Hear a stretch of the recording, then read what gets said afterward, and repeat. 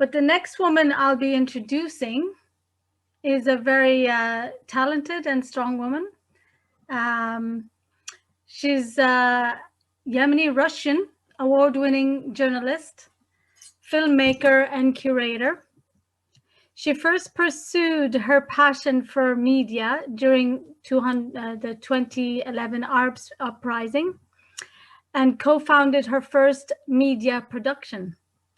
Her films have been screened globally in festivals such as Carthage, Interfilm, and Oaxaca.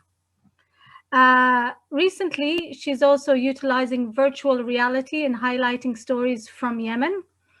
She won awards for the documentary The Middle, which we'll be sharing later at 4:30. Which was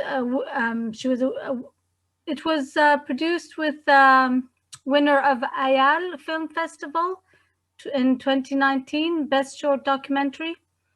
And the story is of a young man stuck in between his crushed dreams and the harsh reality in the city of Aden as a product of ongoing war in Yemen, and was forced to use arms. And then she also just another memory, a personal short documentary made with Doha Film Institute. Is a personal one to you. And the director Rithi Pan, who is Oscar nominated, was the producer there, wasn't he? He was my mentor, yes. He was your mentor. Okay. Yeah, I'm getting it all wrong.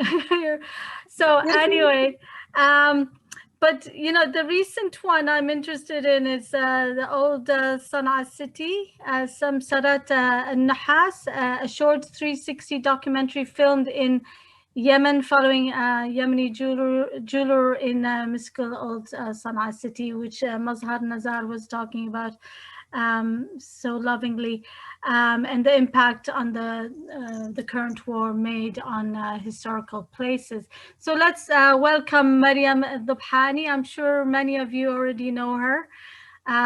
Lovely to see your beautiful face. How are you today? Okay, it's another day full of work. It's a weekend, but not a weekend. Alhamdulillah, busy is good. Well, yeah, so I'm interested to know, so were you brought up in Yemen? Did you, were you born, where were you born? I know you're half Russian. Yeah, I was born in Sana'a, actually. That is where I spent most of my life. The longest I've been away is almost 6 years now in Doha. I left 6 months into the war in 2015. But all what I ever knew growing up was actually Yemen, mostly Sana'a. Okay, so when did you leave? Did you only leave when you went to college, or? So it wasn't really a choice, because after what happened in Faj'atan, it was quite close to my family's home. That's the first, the beginning of the bombing. Let's say 6 months into the war. Yeah, it was the beginning of the bombing. It was very intensive.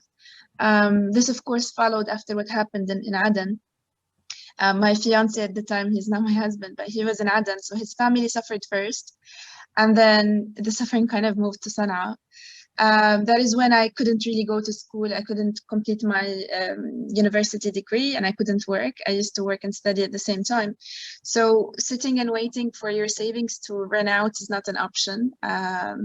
So I needed to figure out a way to live, and that is when kind of a chance to a new life happened.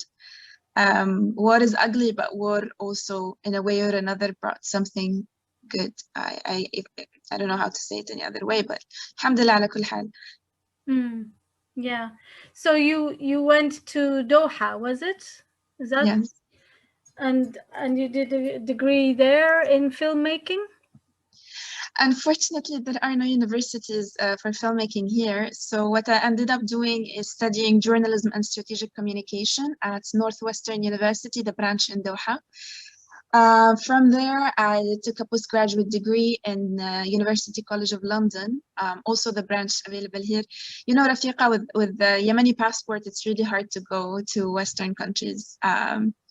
The stereotypes, the limitations, all of that. So I was lucky enough to have it kind of close by here in the Middle East. And Doha kind of became my second home, away, but yet close to home, if that makes sense. So Russia wasn't an option to go. I've never been. All Have I you know. not? Oh my gosh. Okay.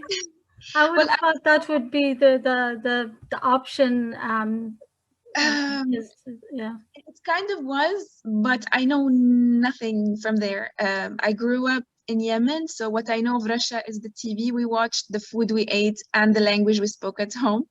I only was there when I was 10 months old, 2 months until I was a year old. So you can imagine I remember everything. I was too young, and I don't know. I don't know if I'll even fit in because being a mix is kind of tricky. Always kind of in between things, if that makes sense. Yeah, yeah. So you identify yourself as Yemeni, you know, more than Russian then. Yeah, yeah, Yeah. but it's still a half of me. Whether I explored it or I'll be able to explore it in the future, hopefully, it's still in my genes, in my genetics. It's half of me. Of course. So do you speak Russian? Yep. Okay, excellent. That's, yeah, a lot of us, you know, we lose our mother tongue, you know, when we're not living in that country. So so tell me why filmmaking? How did you get into filmmaking from journalism? Did you start doing journalism and then you discovered filmmaking, or how did that happen? So media in general, everything that's related to audiovisual works has been a passion of mine since I could remember myself. And as you mentioned in the bio, I started in 2011, basically learning by doing with a group of friends back in Sana'a. That's when the uprising started and Yemen followed. It was quite a difficult time, but it was a time of dreams in a way or another, whether they kind of manifested or not. We were young and we wanted to do something, and our first film was about peace.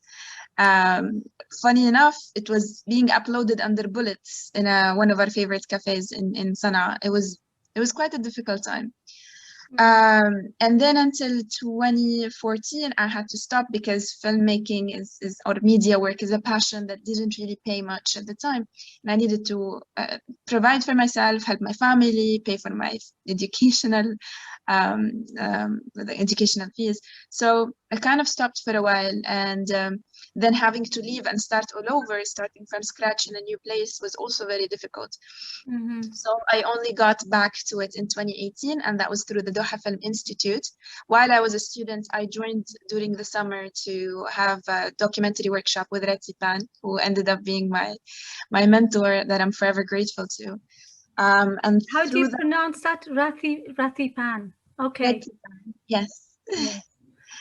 He's French Cambodian, and his work has been focusing on the massacres that happened in Cambodia. He personally suffered from that. He knows what pain is, and that's how I connected with him, trying to heal the scars, the war I carried with me. And then kind of found my voice through this. It was my first directorial experience. It was my first documentary. I haven't worked in documentary before, just another memory. And it was a personal story of healing. Yeah. Alhamdulillah. And that was nominated, wasn't it, in a festival? Wasn't it? So it was first shown in AJTY and it won the Best Documentary Award, and then in the middle followed and won the next year. It was the first Yemeni film to ever be shown in AJTY, and it was the first Yemeni film to ever win an award in AJTY. It was a moment of love and pride because we have a huge Yemeni community in Doha, in GCC countries in general, but in Doha as well, and for people to connect on a personal story, but still projecting a story of a whole country. something that shook my being and made me understand the importance of storytelling.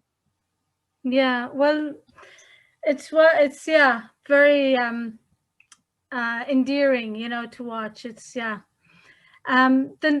next one you did was The Middle, wasn't it? In the middle, yes. And In the Middle. Yes. And how did you come up with that idea? Was it did you know the person who's the character, the main character, Ali? Did you know him or the family or? No, I was lucky enough to find him. I knew what I wanted. So in documentary, you start with an idea that ends up being a whole different film at the end. And what I learned, yes, it's crazy. It shifted so many times. What I learned in documentary filmmaking, you embrace the chaos, you learn to embrace it, and then try to shape it into something beautiful. The initial idea was to actually film someone in Sana'a in the north and someone in the south, and to show that in the middle we're all going through the same issues. We're all not okay with this war. However, it was really difficult for me to film in Sana'a. The only place I managed to was Old Sana'a city because the lovely character Yahya gave me access. I was under his protection, and we did the short 360 documentary. But in the city itself, it was very difficult, and that was in 2019. Last trip I had recently, I couldn't even lift up my phone. It was really sad. It was very sad that you're always questioned and people are scared. So did you I have to have permissions everywhere? Like, how were you able to film? There's a lot of scenes, you know, in the streets and yeah. Was that in Aden? I was lucky enough because Ali gave me permission. So I was a student at the time, so I everything I did was literally by scrapping everything and trying to get a grant here and some support here, a camera from here. So it was really difficult in general to get back and start filming while you're also a student. You need to not get stuck. You need to go back in time so you can finish your degree. So that was all. It took us a while to find Ali, and when we found him, we knew it was him because of his charisma, because of how smart, witty, and how gentle he is as a person, which is something we don't really see in the media of Yemeni youth, unfortunately, or even Middle Eastern men. Well, you show it very well in the beginning, just the opening of the film. Yeah, his love story. Yeah, his love story, yes. Because it's so universal, like every human being has a crush or have experienced love, so there is no way you will disconnect with him.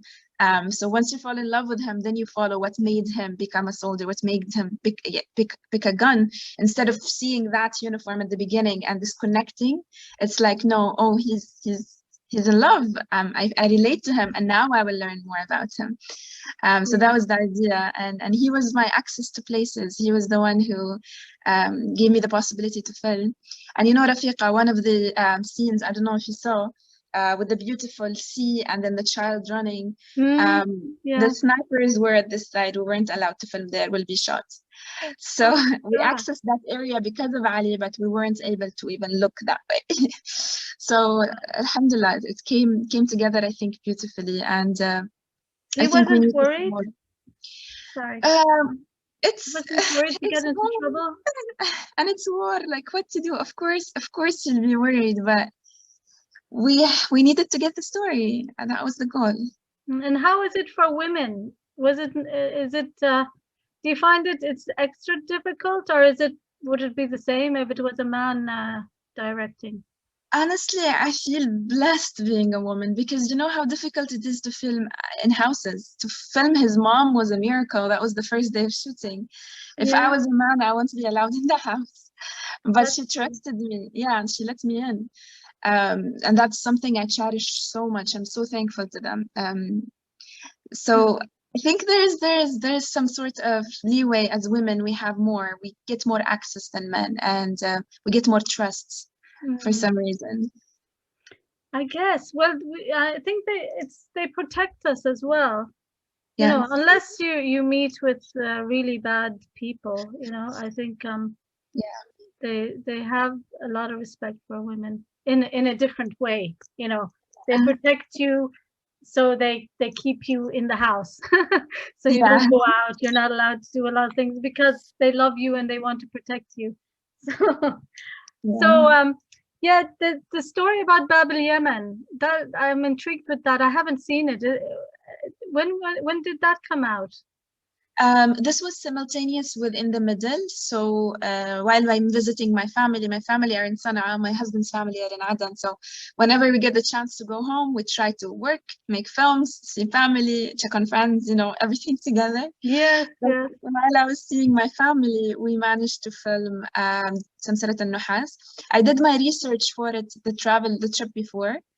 And again, it was a complete different idea. And then we ended up doing or filming Yahya and Saddam, the two characters in the film, who are based in Samsarat al-Nuhas, and both are affected by the war, but also by what happened since 2006 when Al-Qaeda was kind of everything that you hear about Yemen. So tourism ended, and these beautiful crafts and craftsmen, they are struggling because this became a luxury. No one will go buy Yemeni silver when the priority is food, obviously. So were they making Yemeni jewelry or what? Yes, Yeah, they're so like what I'm silversmiths. wearing, just to show the audience. Oh, that's beautiful. Yes, absolutely, absolutely. That's what they're doing. They're struggling to keep doing. They're precious to me, you know. So yeah, that's I'd love to go to Bab el-Yemen again, you know. Hopefully you will. Hopefully soon. So Inshallah. what's your latest? Is it a secret? I can't share many details. It's not because it's a secret, but because of safety issues, and I'm planning to go back again soon for another shoot. So, to protect myself, obviously my family, my husband's family, and the people I'm filming, because you know, unfortunately, people speculate about things, you know, and they might think of something else, whereas the film is not that, and then that kind of shuts everything down unintentionally, just because it's war. It's obviously you get scared from everything. Yeah. There's no stability, there is no security, so you try your best to be safe, but expect news of a new film in August, hopefully, and it's a medium length, hopefully, 25 to 40 minutes documentary. And I have other works in the pipeline. One is focused on mental health and the effect of war and COVID on that. It's another personal short. And I'm working on another 360 documentary. So yeah, 360, that's an interesting one. So you were saying it's a virtual tour. Yes. I can't wait for that. So yeah, I'm looking forward to that. So well, thank you very much. Thank you, Rafiqa. Thank you for sharing your documentary as well, which we're going to share on the different channels. Well, the link. So it'll be available for 3 days from 4:30 today onwards. Thank you so much. Yes. So if anybody wants to watch it, and keep watching what's next from Mariam. Thank you. Thank you, everyone. I hope you enjoy the rest of the day. Thank Bye-bye. you.